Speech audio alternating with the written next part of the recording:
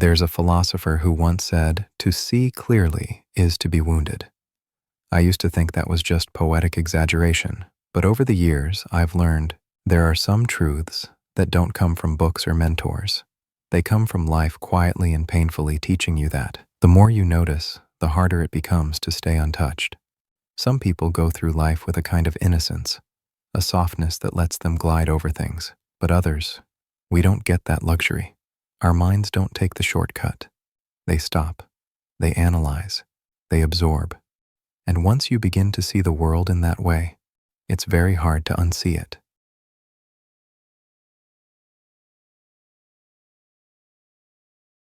I don't think anyone wakes up one day and says, "I'm an aware person now." It doesn't work like that.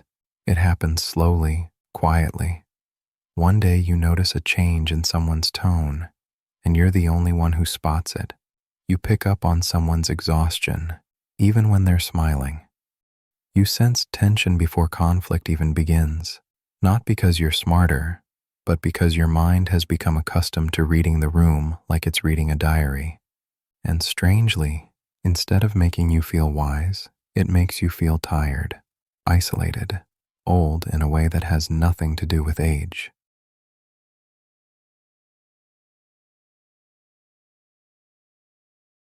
There's a study from Dr. Elaine Aron about deep processors, people whose brains light up more intensely when they take in social or emotional information.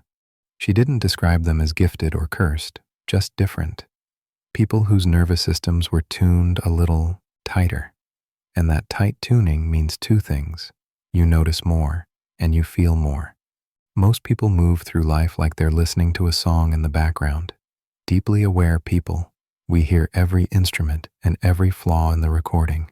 And sometimes, you wish you could just turn the volume down.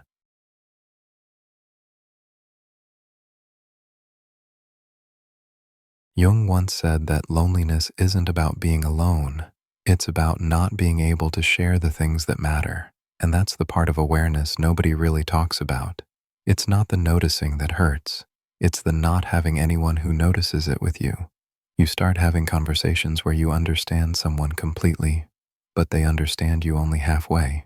You read people far more clearly than they read themselves, and you begin to feel like you're holding more of everyone else's inner world than they hold of yours.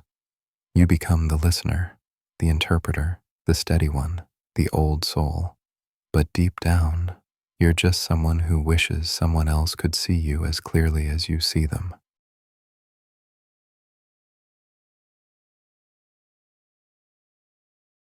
There's a strange moment every deeply aware person goes through. You gain clarity and lose comfort, because once you start seeing patterns, really seeing them, you notice who is drifting, who is pretending, who is hurting, who is never coming back, who is telling the truth, who is lying to themselves, who loves you for real, who only loves the idea of you. Awareness doesn't ask for permission.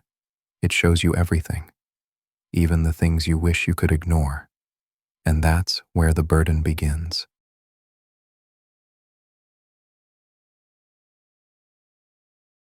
People sometimes say things like, "You're overthinking," "You're too sensitive," "You read too much into things."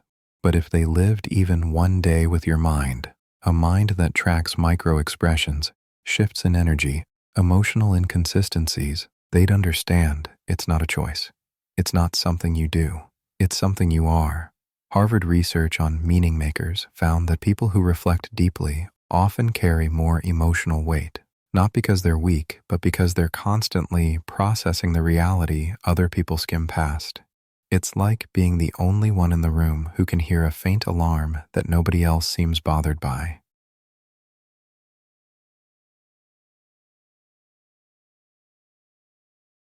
Here's the part people rarely admit out loud.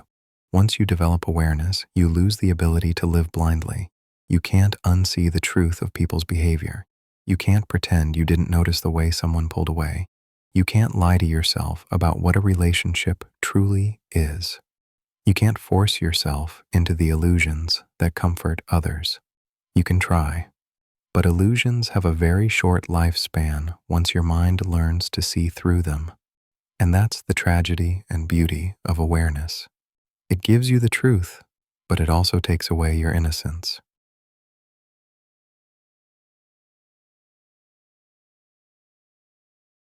But here's something I've learned, and I'm saying this as someone who has fought this quietly for years.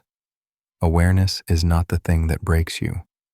It's the thing that prepares you for a life that requires honesty more than comfort. It protects you from people who don't value you. It saves you from relationships that would have drained you. It helps you grow faster because you don't stay stuck in comforting lies. It allows you to know yourself in a way most people never get to experience.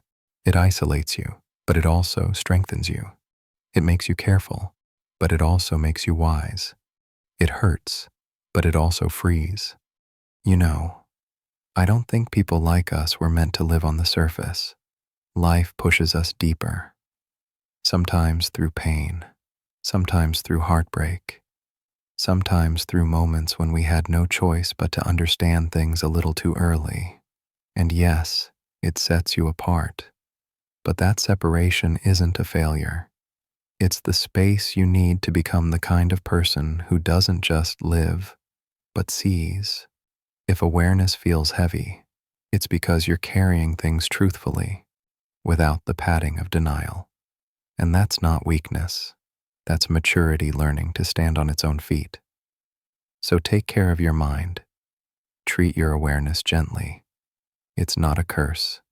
It's a responsibility, one that life trusted you with because it knew you could handle it. Thanks for listening. I'll talk to you soon.